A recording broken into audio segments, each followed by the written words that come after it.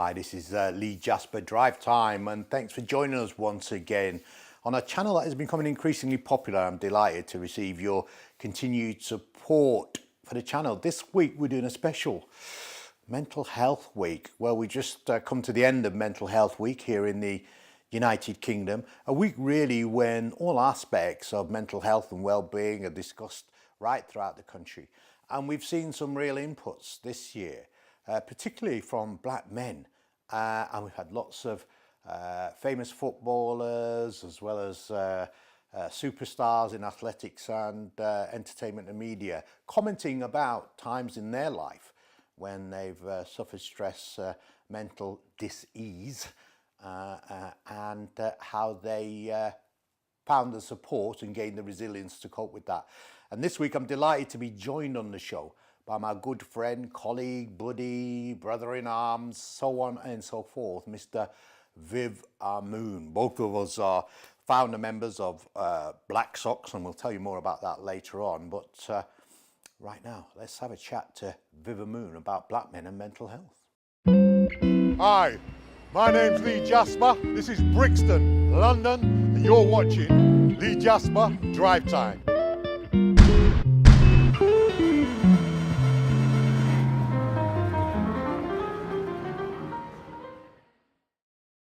So, Viv, great you could join me here today on the first time you've been on Drive Time. Yeah, absolutely. I was looking Have you forward been to watching, the car. Have you been watching the channel? I have, actually. I'm actually enjoying it, actually. it I have seems, to say, I'm looking forward to it. Well, very kind. A cup of green tea. Absolutely, absolutely. Well, we're here this week. We're going to have a quick chat about Mental Health Week. Yeah. And of course, the issue of mental health, whether it's mental health for our communities, but particularly some of the issues and stresses and challenges that faced black men. How have you found the week this week?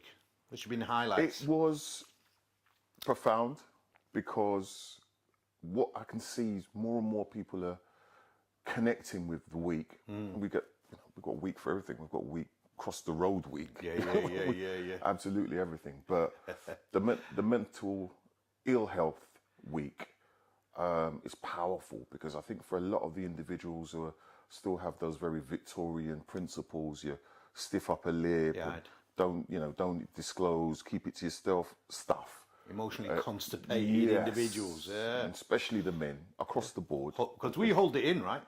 Well, that's an understatement. We've got a good friend who's just held it in and collapsed as a result, haven't we? Quite. Mentioning no names. We're sending you our love, brother, man. Yeah. You know who we're talking about. So what's happening is people are looking forward to the week as an excuse to disclose in public, on camera. Or an opportunity to disclose rather than an excuse, but an opportunity. Yeah. Because they're in the company of others. I'm reflecting on that. I think because this is the thing about how the mind works. For a lot of people, what they're disclosing is stuff that's to do with shame. Yeah. And everything inside them is saying never tell anyone. And sometimes the perpetrator says if you ever tell anyone, you're going to die. And if you've been told that as a child, even though you're now an adult, the child still believes it. So it's kind of twisted. Yeah. So I think the opportunity element is right, but the excuse component is also there, if you see what I mean. Yeah, because absolutely. It's convenient. I think we're talking about this internal narrative, right? So between the adult and the child. The therapist in me, and actually I'm supposed to be here chatting as a mate, but the child kind of blurts it out, and the adult says, "Why have you done that?" And the child says, because of the week, and I. So this whole internal narrative. So a lot of people, let's run with it. You qualified it on. A lot of people are taking the opportunity to get this weight off their chest. So it's really powerful observing, as someone who used to practice as a therapist, watching how this collective experience is playing out. I think more and more the footballers are doing it, and that's really interesting because I found that during the week. Wow. Top footballers saying, "I'm depressed. And you think, well, 300 grand a week or whatever, you know, it's like slightly excessive, but you know what I mean? Yeah. What have you got to be depressed about? And funny enough, it reaches into the subject area on another one of our channels around racism in the workplace. Yes. We interviewed Richard Hastings, and he won £1 million, and talking to people at a compensation at the Employment Tribunal, and talking to people on the road. It was like £1 million, man must be fat, he must be happy. And I interview him here, and the man's a broken shell of his former self. Even £1 million, he's not able to heal some of the trauma that man's carries. What are you going to do with money? Exactly. And these footballers are living testimony to that reality. Once you've had all the material, once you've experienced the material, it's done. Done. You get a brand new car and you drive it around. The thing about cars is this whole consumerism twist. The car is never as good inside as it is outside. Yeah, it's true. People looking at your car, say, wow, what a car. You're inside, it's just another box. Worry now you're going to pay the bill next week. Right, so it's been interesting in that respect. I think I didn't really engage with it as much as I did last year. I didn't have time to be honest, this year. I think I saw a lot of. I thought a lot of activity. Our own event, of course, was first and foremost, and a great event. So I was well pleased with that. What was your reflections on it? I'm really glad it happened in Hackney. I think it's a borough that I spent a lot of my younger years in, and it's a borough with a lot of problems. It's the first borough to put together a 10-year strategy for black boys in relation to exclusion, so that's really good. So I think it was a great opportunity for us to build on the great work that's going on in that borough at the moment. And the turnout was right. And too often these events happen, and it is literally just that, an event. It's not something we want to do, obviously. And so it was a great opportunity to talk about all the stuff that we've got lined up, like the massive 2-day event that we've got in 2020. Yeah. 2020 Vision. I know everybody's using it, but I think it's great. 2020 Vision, clarity. Yeah. A 2-day event, quick pitch, even though we haven't confirmed the actual date yet. It's a 2-day event. 1 day is all about the men. And 1 day is all about the family, which really means the women and the young people. Absolutely.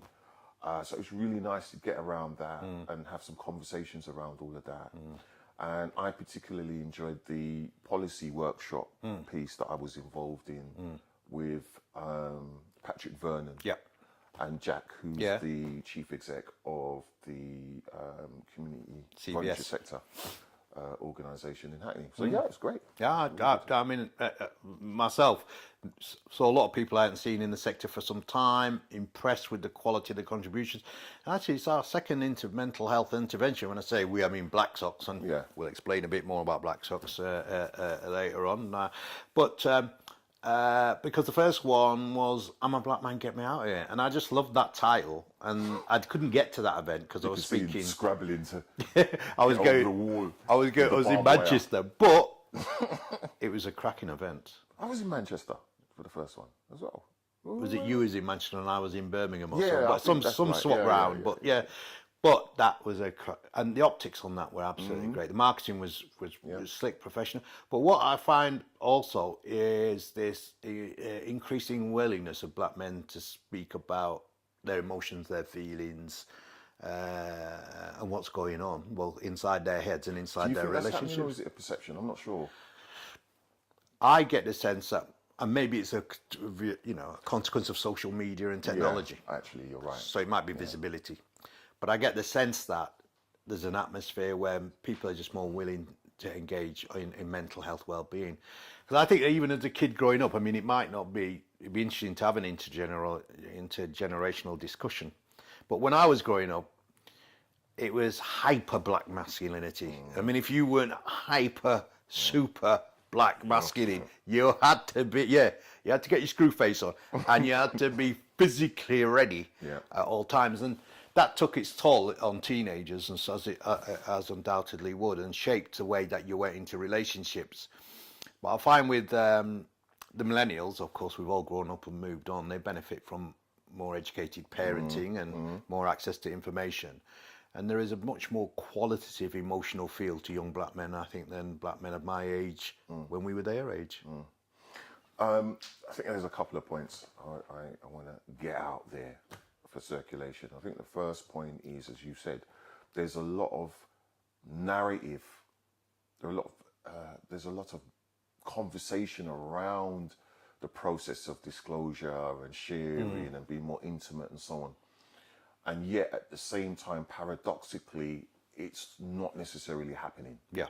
So there are lots of individuals out there talking the story, but not actually confronting their own stuff. Yeah. It's what I was trying to get to in the meeting we were at yesterday night. Yeah. With those leaders, that too often we talk all the right stuff, partnership,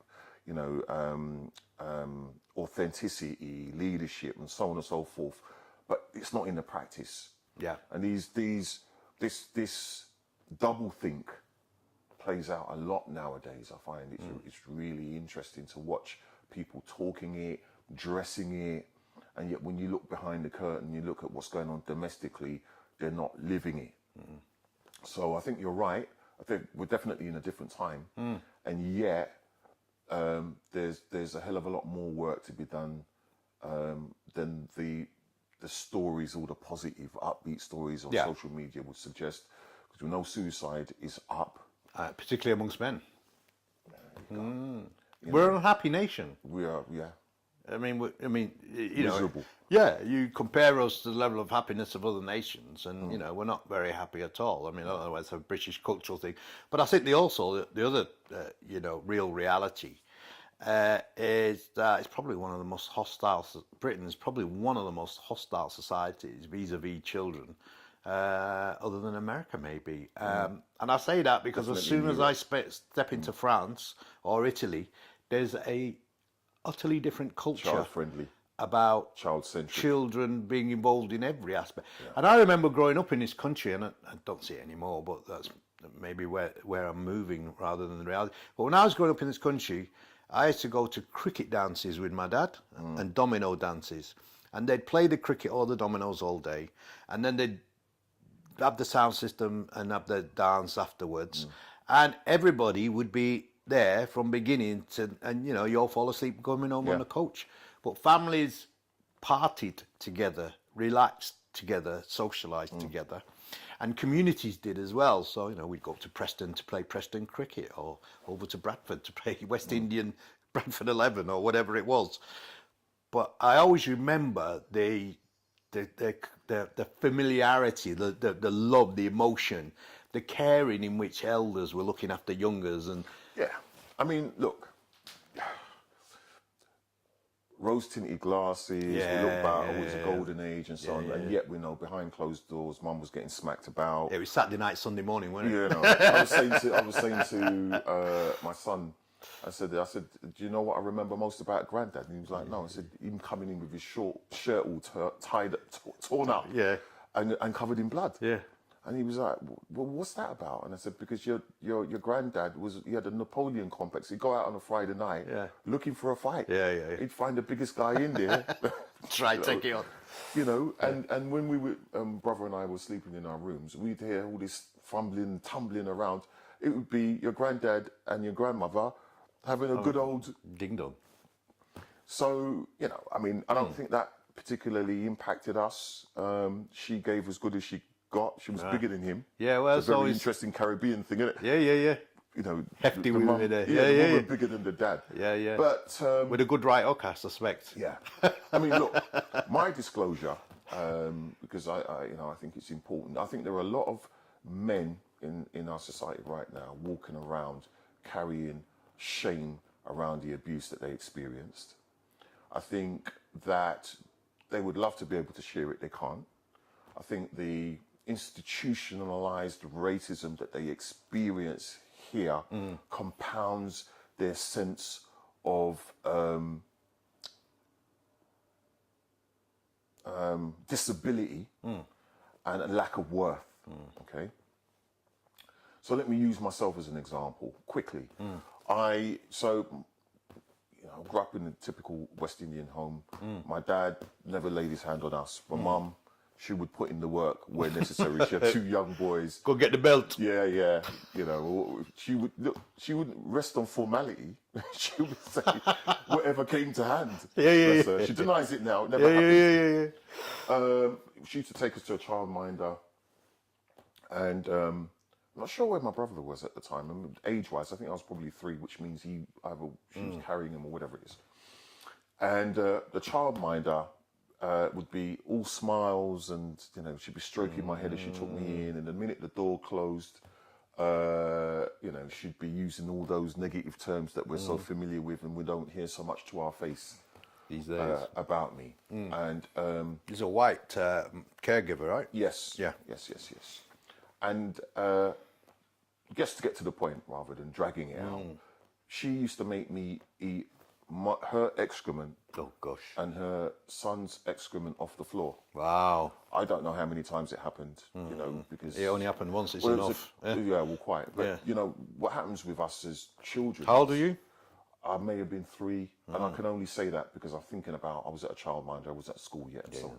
But the time is a concept. Numerical time is a concept, which means that as a child you're not operating on a man-made concept. It's all what I call proper time, which is event-based. So Meaning it happened yesterday, in real reality. And it's a season. Yeah. So now on the continent, that's how time is assessed in the season of this and this and that. So I can work out by, you know, how the weather was. It was like today, kind of what time of year it was, and how the weather was, and everything else, and my age based on the season. I wasn't in school yet, and so on and so forth. But I forgot it for a long time. Buried it. Or... Thank you, Mr. Jasper. And I'll tell you why I buried it, because when I went to school, that's when I realised it's not the kind of thing that a man would allow to happen to him. Yeah. So the Push you shame down on the that. floor, exactly. So you got to remove it from your mind or go mad. Yeah. It was important to your sense of manhood that you didn't allow that into your consciousness. Thank you. Right? And then, but in primary school, I used to get into a lot of fights. My mum would have to come down, whatever it is. And again, I forgot what it was about. She just told me whatever it is. And it wasn't until I was 36 or 37 when my mum was in a conversation with my wife that she told her that Viv only got into fights to defend other people. So this is me, the inner child, trying to defend other vulnerable children because I couldn't defend myself. Yeah. I couldn't save myself. Or my 8-year-old or 7-year-old adult trying to defend and save the 3-year-old child that he couldn't do the first time around. And then, you know, I buried it. It went away. And every time it came back, I became more dysfunctional and violent, and then I bury it again. So periodically through my adolescence, it would come and go. Long story short, the stuff I got me into training as a therapist. Yeah. Gestalt, amazing. Look it up. I'm not going to get into it here. Gestalt. You're getting all that. You're even getting it with a German accent here. I mean, Gestalt. Gestalt. Get that in your brain. Right? Amazing. And the beautiful thing about Gestalt is that it's culturally sensitive, because its style is confrontational. And I grew up in a cultural home which was confrontational. So you use conflict to bring about solution. Yeah. Right? That old empty chair stuff, and you can look about it. It's great for group work. But it's when I got into that, then I rediscovered the madness that had been buried, and then got into therapy and all the other stuff, and then became a practitioner, and I won't bore you with all of it. But my point is this, really, just to disclose that in the spirit of this conversation with my good friend, is that once you've got this off your chest, it sets you free. Absolutely. But Amen. even more powerful than that, you can see it in others. Yeah. I used to run the group work sessions and so on and so forth. And it was always the individuals who were most controlling, most pristine, hair back sharp, clothes, this and that, were the ones that more likely to have been abused. Because what you're trying to do is compensate for the lack of control in that environment by controlling everything else around you. OCD and so on and so forth. If it's triggering you, please make contact with the details that will be on the bottom here.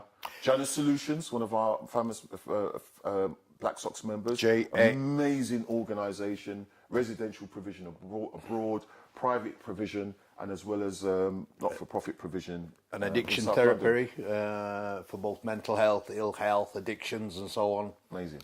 Ken Robinson and our young sister down there with the locks. Janus Solutions, Janus Brixton. Look them up. They've got some great mental health services. Gestalt, from a black perspective. In relation to, because... Well, I'm going to just say this. Yeah. The reason why I've delivered this and shared this is because when I was practicing, and one of the styles, it's kind of connected to Gestalt, but not Gestalt specific, is you disclose to beget disclosure. And so me disclosing on camera means it may inspire you, motivate you to actually finally do something about the stuff you've been burying for so long, and it's been creating all kinds of ill health and been leaking out in all kinds of dysfunctional ways. And I used to disclose this stuff in a room full of young black boys and girls. I'd come in making sure the first 4 or 5 sessions very sharp, very on top, that people used to talk about me in that very, elevated way, and then I come and disclose that stuff, and they respond like my good friend Lee Jasper did. Oh my God! And I did that because it would motivate them, inspire to do exactly that, and get the stuff out off their chest. And then after that, the whole session would be about those young people disclosing. It's about being raw. It's about being authentic with yourself so that you can move forwards. And I think with that, if you're looking for disclosure from me, you're going to have to read my book. But with that, I think we draw to a close what has been an interesting discussion on black mental. I actually think we should seek to organise a broader discussion with a few more brothers and talk about some of the instances where we face challenges and stress. Because certainly in my own life so far, I think a good discussion with others who have faced their own demons and challenges might help in the way that you describe in terms of encouraging other people to give them the confidence to disclose. So you're going to be watching Lee Jasper Drive Time channel. Hit the bell, subscribe, and make sure you follow us for cutting edge news. Oh my days, I'm so enjoying doing this channel. And you know what makes it better? When I've got quality guests who are giving me the real, authentic reality out there for our communities across the country and here in London. Been looking at Mental Health Week. Don't forget, if you've got mental health issues, there is so much support out there. But if you do need support, look at info@blacksox.com. Send us an email and we'll happily signpost you to where you can get more expertise. See you soon. Lee Jasper out.